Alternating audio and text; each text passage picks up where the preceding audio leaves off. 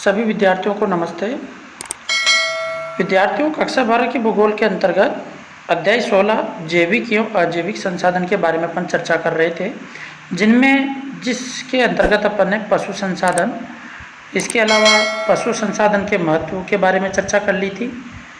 इसके बाद में हमने पशुओं के लाभ, पशुओं के प्रकार, गाय, बैल, भैंस, बकरी, भेड़, ऊँट, भारत में पशुओं की कमज़ोर स्थितियों के कारण, भारत में पशु संसाधन के विकास, ये टॉपिक हमारा क्लियर हो गया था। इसके बाद में दूसरा टॉपिक था वन संसाधन, जो भी हमने पढ़ा था। वन संसाधन के लाभ, उत्तरदायित्व, वनों की घटती हुई कमियां, भारत में वनों का वितरण, फिर वनों के वितरण के साथ में हमने उनके भाग भी पढ़े थे, उष्णकटिबंधीय वन तथा उपोष्णकटिबंधीय वन, मरुस्थलीय वन, पर्वतीय वन, है ना, और इनकी विशेषताएं, साथ ही वनों के लाभों के बारे में भी अपन ने चर्चा कर ली थी। इसके बाद में हमने मत्स्य संसाधन, मत्स्य पालन पढ़ना स्टार्ट किया था। मत्स्य उद्यान के महत्व तथा मत्स्य प्राप्ति के क्षेत्रों के बारे में विस्तृत से जानकारी अपन ने प्राप्त की थी। और भारत में मछली पकड़ने की जो प्रमुख बंदरगाह है उनके बारे में, मत्स्य उत्पादन, व्यापार, यहाँ तक हमने पिछली 2 वीडियो के अंतर्गत अध्ययन कर लिया है। आज मैं ये 16वें अध्याय का पार्ट 3 डालने जा रहा हूँ आपको, और जिसके अंतर्गत हम चर्चा करेंगे जल संसाधन की। तो विद्यार्थियों, आज हमारा टॉपिक स्टार्ट होगा जल संसाधन। तो देखते हैं जल संसाधन। जल ही जीवन है, बिल्कुल 100% सत्य है। अगर आपके पास धरातल पे जल नहीं हो तो इस धरातल पे जितने भी जीव जंतु है ये जीवित नहीं रह सकते। तो हम ये कह सकते हैं कि जल ही जीवन है, ये 100% सत्य है। अगर जल नहीं है तो जीवन की कल्पना भी नहीं की जा सकती। पृथ्वी का लगभग 71% सतह जल से आच्छादित है, जो अधिकतर महासागरों और अन्य बड़े जल निकायों का हिस्सा होता है। खारे जल के महासागरों में पृथ्वी का कुल 97% हिमनदों, ध्रुवीय बर्फ चोटी में 2.4% और अन्य स्रोतों जैसे नदियों, झीलों और तालाबों में 0.6% जल पाया जाता है। भारत में विश्व की 17% से अधिक आबादी है। विश्व की कितनी प्रतिशत आबादी है यहाँ पे भारत में? 17% से अधिक आबादी, जबकि विश्व का केवल 4% नवीनीकरण जल संसाधन और विश्व के भू क्षेत्र का 2.4% भू क्षेत्र है। देश में एक वर्ष में वर्षा से प्राप्त कुल जल की मात्रा लगभग 4000 घन किमी होती है। तो ये आपको ध्यान रखना है, एक वर्ष में अपने को इतना पानी प्राप्त होता है वर्षा से। अब आगे देखिए विद्यार्थियों, भारत में जल के उपयोग की मात्रा बहुत सीमित है। इसके अलावा देश के किसी न किसी हिस्से में प्राय बाढ़ और सूखे की चुनौतियों का भी सामना करना पड़ता है। भारत में जल प्राप्ति का मुख्य स्रोत वर्षा है, जिसमें अत्यधिक स्थानीय विभिन्नताएं पाई जाती है। क्या क्या विभिन्नताएं पाई जाती है देखिएगा। विभिन्नताएं पाई जाती है। वर्षा मुख्य रूप से मानसून पर निर्भर करती है, अर्थात हमारे भारत में जो भी वर्षा होती है वो मानसून के आधार पर। इसी कारण से यहाँ की जो भारत की वर्षा है इसे मानसूनी वर्षा भी कहते हैं, और भारत को मानसूनी भारत भी कहा जाता है। भारत में वर्षा का लगभग 80% मानसून काल के 4 महीनों जून से सितंबर तक में प्राप्त होता है। उत्तर पूर्वी मानसून द्वारा केवल तमिलनाडु और आंध्र प्रदेश के कुछ भागों में ही वर्षा होती है। तो ये भी अपने को ध्यान रखना है, ठीक है। अब आगे देखिएगा विद्यार्थियों, भारत में जल प्राप्ति के 2 प्रमुख स्रोत, पहला है धरातलीय जल और दूसरा है भूमिगत जल। धरातलीय जल का मतलब होता है जो धरातल पे है, और भूमिगत जल का मतलब ये है जो भूमि के अंदर से विदोहन किया जाता है, अर्थात निकाला जाता है बोरिंग के माध्यम से या कुएं, नलकूप के माध्यम से, है ना। तो सबसे पहले बात करते हैं अपन धरातलीय जल के बारे में। तो देखिएगा धरातलीय जल। धरातलीय जल के अंतर्गत आप समझिएगा विद्यार्थियों, जल जो वर्षण द्वारा नदियों, झीलों और नालों से प्राप्त होता है उसे धरातलीय जल कहते हैं। अर्थात धरातल पर जो जल अपने को प्राप्त होता है वर्षा के द्वारा या नदियों के द्वारा या झीलों के द्वारा या नालों के द्वारा जो प्राप्त होता है धरातल पे, उसे धरातलीय जल कहते हैं। अब ये धरातलीय जल कहाँ कहाँ से प्राप्त होगा? पहला बिंदु है वर्षा। भारत में प्रतिवर्ष औसतन 118 सेंटीमीटर वर्षा होती है। कितनी होती है औसतन? 118 सेंटीमीटर भारत में। ये पूरे भारत की बात कर रहे हैं अपन, किसी पर्टिकुलर एक स्थान की बात नहीं कर रहे। वर्षण से भारत को 4000 घन किमी जल प्राप्त होता है। धरातलीय जल संसाधन का लगभग 46% नदियों गंगा और ब्रह्मपुत्र बेसिन में पाया जाता है। भारतीय नदियों में कुल जल का 60% हिमालयी नदियों में तथा 16% मध्य भारत की नदियों नर्मदा, ताप्ती और माही नदी व शेष 24% भाग दक्षिणी भारत की नदियों गोदावरी, कृष्णा, कावेरी में प्रवाहित होता है। गंगा भारत की सबसे लंबी नदी है जिसकी लंबाई 2525 किलोमीटर है, 2525 किलोमीटर। कावेरी को दक्षिणी भारत की गंगा भी कहा जाता है। ध्यान रखना, कावेरी नदी को क्या कहते हैं? दक्षिणी भारत की गंगा कहा जाता है, क्योंकि ये नदी दक्षिणी भारत में स्थित है। अब आगे देखिए विद्यार्थियों, धरातलीय जल का उपयोग किस प्रकार से होता है इसके बारे में देखते हैं। तो धरातलीय जल का उपयोग, धरातलीय जल का सर्वाधिक उपयोग 89% कृषि कार्यों में किया जाता है और 9% उपयोग इसमें किया जाता है घरेलू कार्यों में और 2% औद्योगिक कार्यों में किया जाता है, जो नदियों, झीलों, तालाबों और नहरों द्वारा प्राप्त किया जाता है। तो ध्यान रहे 89%, लगभग एक बड़ा प्रतिशत भाग तो अपन क्या करते हैं? कृषि कार्य में प्रयोग में लेते हैं और 9% घरेलू कार्यों में और 2% औद्योगिक कार्यों में प्रयोग में लिया जाता है। अब बात आती है भूमिगत जल संसाधन। दूसरा बिंदु, भारत में वर्षा से प्राप्त कुल 4000 घन किमी जल में से केवल 790 घन किमी ही, केवल कितना? 790 घन किमी ही जल ही भूमिगत जल के रूप में प्राप्त होता है। इसमें से 430 घन किमी जल की कृषि कार्यों के लिए उपयोगी है। शेष 360 घन किमी जल धरातल के नीचे चट्टानों में एकत्रित हो जाता है, जिसे कुएं, नलकूप आदि खोदकर प्राप्त किया जाता है। पंजाब, हरियाणा, उत्तर प्रदेश, बिहार में भूमिगत जल रंध्र युक्त कोमल चट्टानों में होने के कारण इस क्षेत्र में कुएं एवं नलकूप अधिक संख्या में पाए जाते हैं।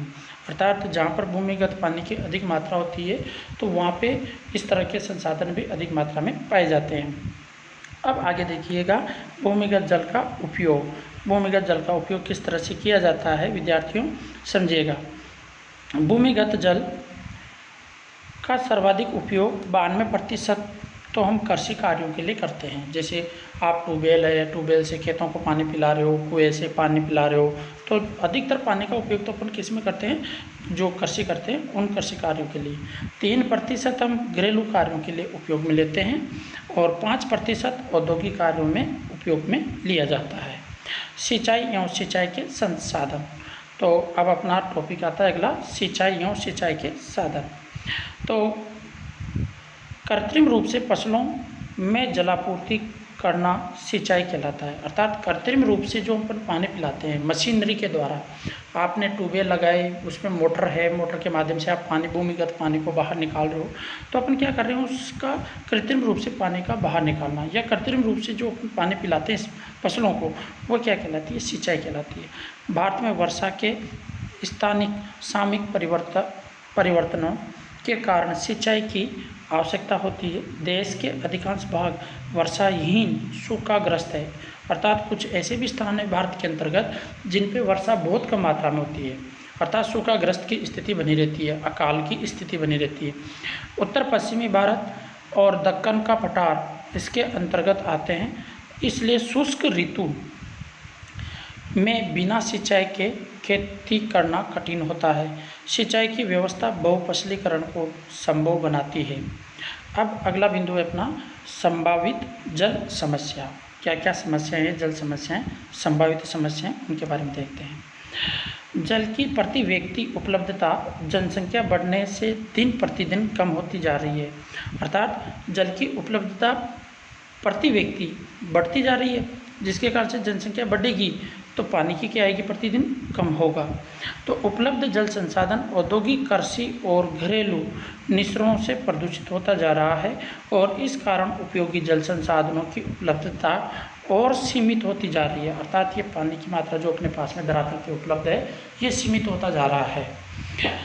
अगला है जल के गुणों का ह्रास। देखिएगा विद्यार्थियों, जल के गुणों का ह्रास किस तरह से होता है, क्योंकि जब इसमें रासायनिक पदार्थ मिल जाते हैं या जल प्रदूषित हो जाता है तो उसके गुण जो महत्वपूर्ण हैं उन गुणों में क्या हो जाता है, ह्रास हो जाता है, कमी आ जाती है। अर्थात उसके जो उसके अंतर्गत जो तत्व है वो तत्व सारे के सारे क्या हो जाते हैं, समाप्त हो जाते हैं। जल की गुणवत्ता से तात्पर्य है जल की शुद्धता अथवा अनावश्यक बाहरी पदार्थों से रहित जल से है। जल बाह्य पदार्थों जैसे सूक्ष्म जीवों, रासायनिक पदार्थों, औद्योगिक और अन्य अपशिष्ट पदार्थों से प्रदूषित होता है। कभी कभी प्रदूषक नीचे तक पहुंच जाते हैं और भूमि जल को भी, भौम जल का मतलब होता है भूमि के अंदर वाला जल, भौम जल को भी प्रदूषित करते हैं। देश में गंगा और यमुना दो अत्यधिक प्रदूषित नदियां हैं। देश में क्या है, सबसे ज़्यादा प्रदूषित नदियां गंगा और यमुना, क्योंकि इसमें सभी प्रकार की गंदगियाँ, फैक्ट्रियों की, इनके कल कारखानों से ये सारी कीचड़ इस नदियों में आते हैं, जिसके कारण से नदियाँ क्या हो जाती है, गंदी हो जाती है, मटमैली हो जाती है, इनका पानी पीने योग्य भी नहीं रहता है। परंतु देखो, प्रकृति जब चाहे तब परिवर्तन ला सकती है। अभी कोरोना के समय आपने देखा होगा कि सभी प्रकार की फैक्ट्रियाँ, सभी प्रकार के वाहन ये सब बंद थे, जिसके कारण से नदियों का पानी क्या हो गया था, साफ हो गया था और किसी प्रदूषण की मात्रा कम हो गई थी, पीने योग्य स्वच्छ पानी बन गया था। तो ऐसी स्थिति प्रदूषण भी इसका महत्वपूर्ण कारण बनता है। अब अगला जो हमारा बिंदु आ रहा है वह है जल प्रबंधन और जल संरक्षण के उपाय के बारे में या उनके बारे में समझते हैं। तो देखिएगा विद्यार्थियों, जल प्रबंधन और जल संरक्षण अलवणीय जल की घटती हुई उपलब्धता और बढ़ती मांग से सतत पोषणीय विकास के लिए इस महत्वपूर्ण जीवनदायी संसाधन के संरक्षण और प्रबंधन की आवश्यकता बढ़ गई है। विलवरीकरण द्वारा सागर महासागर से प्राप्त जल उपलब्धता उसकी अधिक लागत के कारण नगण्य हो गई है। जल बचत तकनीकी और विधियों के विकास के अतिरिक्त प्रदूषण से बचाव के प्रयास भी करने चाहिए। जल संभर विकास, वर्षा जल संग्रहण, जल के पुनर्चक्रण और पुनः उपयोग और लंबे समय तक जल की आपूर्ति के लिए जल के संयुक्त उपयोग को प्रोत्साहित करने की आवश्यकता है। अब आगे देखिए, जल प्रदूषण का निवारण। जल प्रदूषण का निवारण किस प्रकार से किया जा सकता है, समझिएगा। केंद्रीय प्रदूषण नियंत्रण बोर्ड CPCB, ध्यान रखना ये CPCB, इसका पूरा नाम भी पूछा जाता है, आपसे फुल फॉर्म पूछी जाती है, मोस्ट है ये, ध्यान रखिएगा। तो आपको यहाँ ध्यान रखना है CPCB की फुल फॉर्म बताइए। फुल फॉर्म क्या पूछेगा, CPCB की फुल फॉर्म। तो इसकी फुल फॉर्म है राज्य प्रदूषण नियंत्रण बोर्ड, SPC के साथ मिलकर 507 स्टेशनों की राष्ट्रीय जल संसाधन की गुणवत्ता की निगरानी कर रहा है। इन स्टेशनों से प्राप्त किए गए आंकड़े दर्शाते हैं कि जैविक और जीवाणुविक संदूषण नदियों में प्रदूषण का मुख्य स्रोत है। दिल्ली और इटावा के बीच यमुना नदी देश में सबसे अधिक प्रदूषित नदी है, अर्थात सबसे ज़्यादा प्रदूषित है। दूसरी प्रदूषित नदियों में अहमदाबाद में साबरमती, हैदराबाद में मूसी, ये सबसे ज़्यादा प्रदूषित नदियाँ हैं। अहमदाबाद में साबरमती, हैदराबाद में मूसी, कानपुर और वाराणसी में गंगा शामिल है। भौम जल प्रदूषण देश के विभिन्न भागों में भारी विषैली धातुओं, फ्लोराइड और नाइट्रेट के संकेंद्रण के कारण होता है। नाइट्रेट्स के संकेंद्रण के कारण होता है। तो ध्यान रहे विद्यार्थियों आपको। अब आगे देखिए वैधानिक व्यवस्थाएं, क्या क्या वैज्ञानिक व्यवस्थाएं की जाए जिससे दूषित जल होने से बचाया जा सके जल को। तो जैसे जल संरक्षण अधिनियम 1974, एक तो ये ध्यान रखना, जल संरक्षण अधिनियम कब पारित हुआ था? 1974 में पारित हुआ था। जल के महत्व और जल प्रदूषण के प्रभावों के बारे में जागरूकता पैदा करना चाहिए, अर्थात अधिक से अधिक अपने को व्यक्तियों को जागरूक बनाना चाहिए कि भविष्य के लिए पानी को बचा कर रखें, और पानी है तो अपना जीवन है, और पानी नहीं है, जल नहीं है तो अपना जीवन भी नहीं है। जन जागरूकता और भागीदारी से कृषिगत कार्यों तथा घरेलू और औद्योगिक विसर्जन से प्राप्त प्रदूषकों में बहुत प्रभावशाली ढंग से कमी लाई जा सकती है। अब जल का पुनर्चक्रण और पुनः उपयोग में लाना, अर्थात जैसे वेस्टेज पानी है या दूषित पानी है तो उसको वापस किस तरह से रिसाइकल किया जाए जो अपने उपयोग के लिए काम आ जाए। तो देखिए, पुनः चक्र और पुनः उपयोग अन्य दूसरे रास्ते हैं जिनके द्वारा अलवणीय जल की उपलब्धता को सुधारा जा सकता है, जिसमें अलवणीय जल अर्थात जिसमें लवण की मात्रा नहीं होनी चाहिए, कम गुणवत्ता के जल का उपयोग जैसे शोधित अपशिष्ट जल उद्योगों के लिए आकर्षक विकल्प है। इसी तरह नगरीय क्षेत्रों में स्नान और बर्तन धोने में प्रयुक्त जल को बागवानी के लिए उपयोग में लाया जा सकता है। बागवानी का मतलब है कृषि के लिए, या छोटे जो अपन क्यारियाँ बना लेते हैं सब्जी के लिए, इनके लिए, तो उनके लिए आप उपयोग में ले सकते हैं।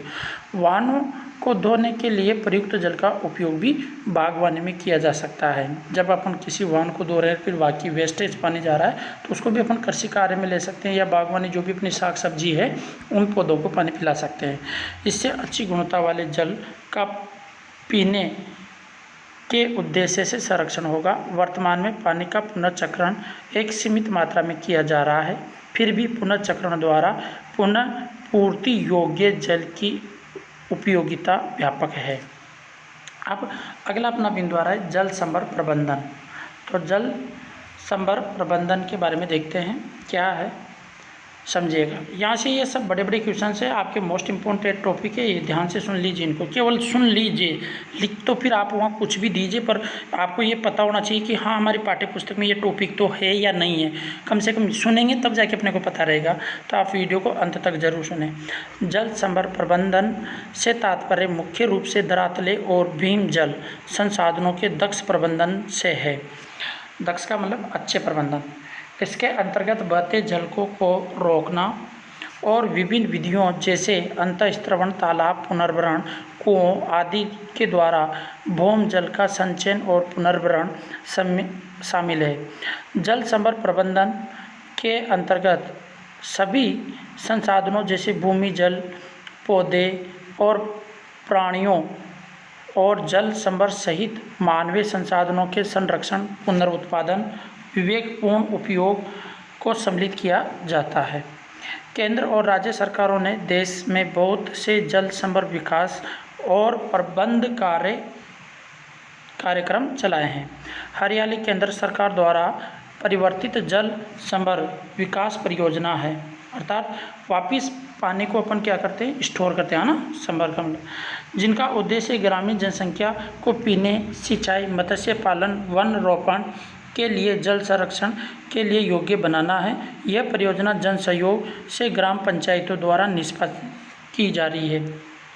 राजस्थान के अलवर में आखिरी पानी संसद और आंध्र प्रदेश में मीरू जल और आप कार्यक्रम द्वारा जल सहयोग, जल संरक्षण किया जा रहा है। तो आपको ध्यान रखना है, आखिरी पानी संसद, एक तो नाम क्या दिया राजस्थान में आखिरी पानी संसद, और आंध्र प्रदेश में क्या दिया, मीरू जल और आप कार्यक्रम द्वारा सहयोग से जल संरक्षण का कार्य किए जाते हैं।